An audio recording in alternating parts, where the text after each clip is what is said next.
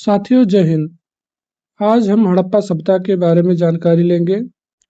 बताया जाता है कि हड़प्पा सभ्यता लगभग 2600 ईसा पूर्व यानी लगभग आज से 5000 साल पहले दक्षिण एशिया में विकसित हुई थी। हड़प्पा सभ्यता न केवल शानदार नगर योजना के लिए जानी जाती थी, बल्कि बेहतरीन नालियां, चमकदार बर्तन और विशिष्ट मूर्तियां भी बनाती थी। हड़प्पा सभ्यता दक्षिण एशिया के उस क्षेत्र में फैली थी जो आज के पाकिस्तान एवं पश्चिमी भारत के हिस्से में आता है। यह सभ्यता मिस्र, मेसोपोटामिया और चीन जैसी पुरानी और प्रसिद्ध सभ्यताओं से भी अधिक उन्नत थी। सन 1920 में भारतीय पुरातत्व विभाग ने हड़प्पा और मोहनजोदड़ो जैसे नगरों की खुदाई की, जिसे 1924 में जॉन मार्शल ने आधिकारिक रूप से घोषित किया है। इस सभ्यता का नगर योजना एवं स्थापत्य कला के बारे में देखेंगे। हड़प्पा की नगर योजना में ग्रिड सिस्टम का प्रयोग किया गया था। शहरों की गलियां पूरी तरह सीधी और एक दूसरे से 90 डिग्री के कोण पर मिलती थी। मोहनजोदड़ो और हड़प्पा नगरों में ऊंचाई पर दुर्ग बने थे, जहां संभवतः उच्च पदस्थ लोग रहते थे और अन्नागार के लिए भी व्यवस्था की गई थी ऊंचे स्थान पर, जबकि निचली जगह पर आम जनता के घर बने हुए थे। प्रमुख स्थानों पर बड़े-बड़े अन्न भंडार भी मौजूद थे। पकी ईंटों का उपयोग हर जगह होता था, जो इस सभ्यता की मजबूती का परिचारक था। इसकी तुलना उसी समय की मिस्र की कच्ची ईंटों से की गई है। प्रत्येक घर में नहाने का प्रावधान था और नालियों की व्यवस्था व्यवस्थित तरीके से की गई थी। और अब अन्य प्रमुख नगर और तकनीकी कौशल के बारे में जानकारी लेंगे। लोथल, धौलावीरा जैसे नगर मजबूत दीवारों से घिरे थे एवं विभिन्न हिस्सों में वितरित थे। हड़प्पा सभ्यता के लोग कांसे की वस्तुएं भी बना लेते थे। तांबा राजस्थान से और टिन अफगानिस्तान से लाते थे। निर्माण कार्यों में मिस्त्री तथा राजगीर वर्ग मौजूद था। मिट्टी की मूर्तियां, चमकदार बर्तन, मोहरे और मनके इस सभ्यता की अनूठी कलाकृतियां थी। सोना, चांदी और कीमती पत्थरों से बने आभूषण भी बनते थे। सिंधु घाटी सभ्यता से प्राप्त लिखित प्रमाण अत्यंत कम हैं और अधूरे हैं। यही कारण है कि उनकी राज्य व्यवस्था के बारे में पूर्ण जानकारी उपलब्ध नहीं है। कोई मंदिर या धार्मिक स्थलों के स्पष्ट प्रमाण नहीं मिले। इसीलिए यह माना जाता है कि पुजारियों का या धार्मिक वर्ग का प्रभुत्व शायद नहीं था।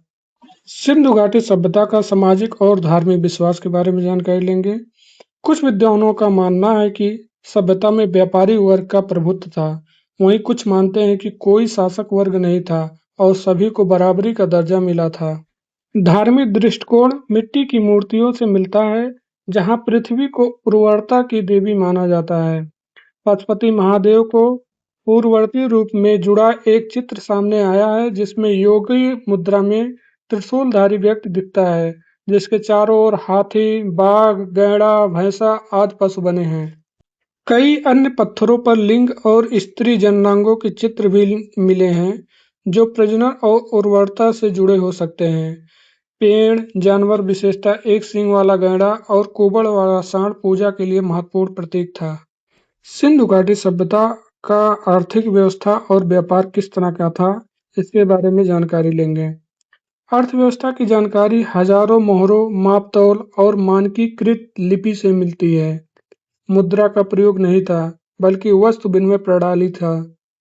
उदाहरण स्वरूप बर्तन को अनाज से बदला जाता था।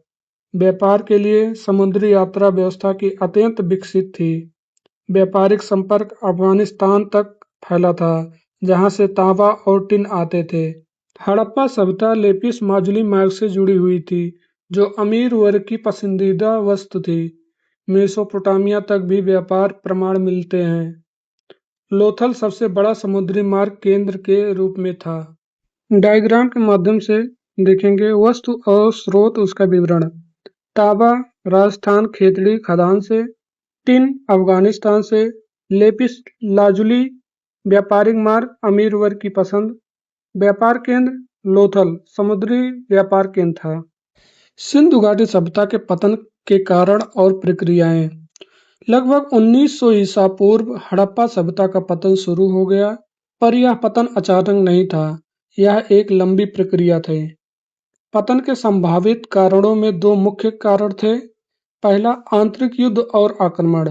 इंडो यूरोपियन जनजातियां, जिन्हें आर्य भी कहा जाता है, आकर सभ्यता पर आक्रमण करती हैं और उसे कमजोर करती हैं। दूसरा कारण है प्राकृतिक आपदाएं और जलवायु परिवर्तन। भूगर्भीय हलचलें और बार बार भूकंप आते थे। बारिश के पैटर्न में बदलाव हुआ। नदियों ने अपना मार्ग बदला, जिससे बाढ़ और खाद्यान्न उत्पादन पर असर पड़ा। इन कारणों के फलस्वरूप हड़प्पा सभ्यता धीरे धीरे कमजोर होती गई और अंततः समाप्त हो गई। सिंधु घाटी सभ्यता की कहानी इतिहास की सबसे रहस्यमय और पुरानी कहानियों में से एक है। इसका पतन अचानक नहीं हुआ, बल्कि विविध कारणों से शताब्दियों तक चला एक धीमा पतन था। यह सभ्यता अपने समय की सबसे विकसित सभ्यताओं में थी, जिसका प्रभाव आज भी इतिहासकारों और पुरातत्व विज्ञानियों को प्रेरित करता है। सभ्यता के सामाजिक, आर्थिक, धार्मिक और तकनीकी पहलुओं की व्यापकता ने इसे विशिष्ट स्थान प्रदान किया है। सिंधु घाटी सभ्यता के मुख्य बिंदु और निष्कर्ष देखेंगे। हड़प्पा सभ्यता लगभग 2600 ईसा पूर्व विकसित हुई और दक्षिण एशिया के पश्चिमी भाग तक फैली थी। यह सभ्यता अपने समय की सबसे उन्नत नगर नियोजन, जल निकासी और निर्माण कला के लिए प्रसिद्ध थी। मजबूत पक्की ईंटों, ग्रिड सिस्टम और बेहतरीन नालियों के संदर्भ में यह मिस्र व मेसोपोटामिया से आगे थी। इस सभ्यता का राज्य व्यवस्था अस्पष्ट नहीं है, क्योंकि लिखित प्रमाण कम और अधूरे हैं, परंतु कोई धार्मिक प्रभुत्व नहीं पाया गया। पशुपति महादेव, रूपांकित मोहरे और पृथ्वी उर्वरता देवी की पूजा धार्मिक मान्यताओं के महत्वपूर्ण पहलू थे। अर्थव्यवस्था मुख्यतः वस्तु विनिमय आधारित थी, साथ ही दूर दराज व्यापारिक संपर्क थे। पतन के कई कारण माने जाते हैं, जैसे आक्रमण और प्राकृतिक आपदाएं। इस सभ्यता का अंतिम निष्कर्ष यह है कि यह सभ्यता धीरे धीरे समाप्त हुई और इसका इतिहास आज भी पुरातत्वविज्ञों के लिए शोध का विषय है। वीडियो पसंद आया हो तो एक लाइक और चैनल को सब्सक्राइब जरूर करिएगा। धन्यवाद।